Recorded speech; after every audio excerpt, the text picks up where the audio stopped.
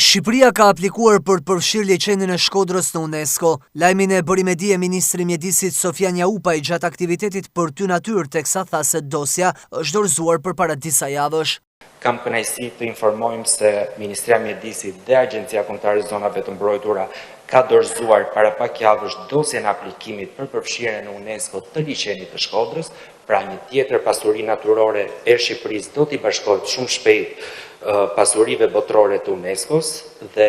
me këtë rast nuk dua të lë pa shprehur edhe mirënjohje ndaj IUCN-it, Unionit Ndërkombëtar të Mbrojtjes së Natyrës, dhe bashkëpunimin e vazhdueshëm me UNESCO-n, për të cilën kemi dhe përfaqësuesin sot, për rezultatet në fakt që kemi arritur gjatë këtyre viteve. Këto rezultate na motivojnë për të bërë edhe më shumë në këtë drejtim, në radhë të parë për qytetarët, por edhe për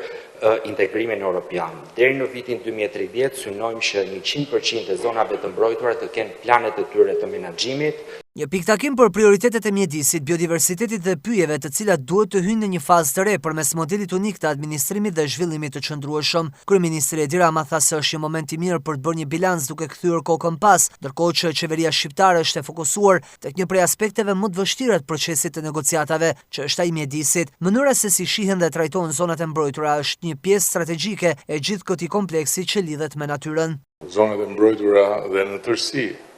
territoret e natyrës në Shqipëri ishin në agresionin e vazhdueshëm të ndërtimeve të palishme, ishin në agresionin e vazhdueshëm të ndotjeve të gjithë farllojeve, dhe më vjen shumë mirë që sot bilanci flet për një ulje të konsiderueshme të krimeve mjedisore, për një vënie në një kontroll të konsiderueshëm të territorit në aspektin e mbrojtjes së mjedisit nga agresioni i ndërtimeve pa leje, dhe patjetër edhe për një kufizim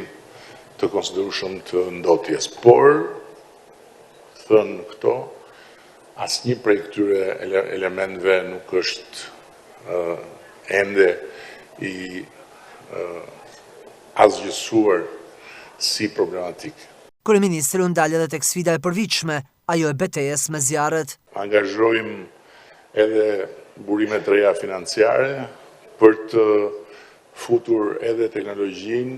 duke rritur kapacitetet mbjellëse përmes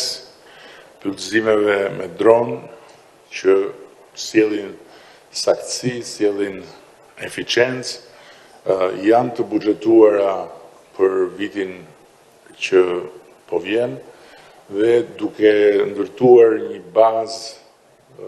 vitin që vjen, do të rrisim pastaj edhe financimet, do të rrisim edhe intensitetin e këtyre punësimeve në vitet e mëtejshme. Një reformim i cili do duhet fillojë nga një ristrukturim i Agjencisë Kombëtare të Zonave të Mbrojtura dhe i Agjencisë Kombëtare të Pyjeve, duke i bërë bashkë dhe duke krijuar një sinergji mes të dyjave, për të pasur një agjenci e cila të merret 360 gradë me zonat e mbrojtura me pyjet, sepse eksperienca ka treguar që duam apo s'duam ne janë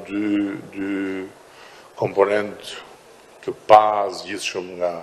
njëri tjetri, dhe dy agjenci nuk e bëjnë më të lehtë, por e bëjnë më të ngatruar procesin.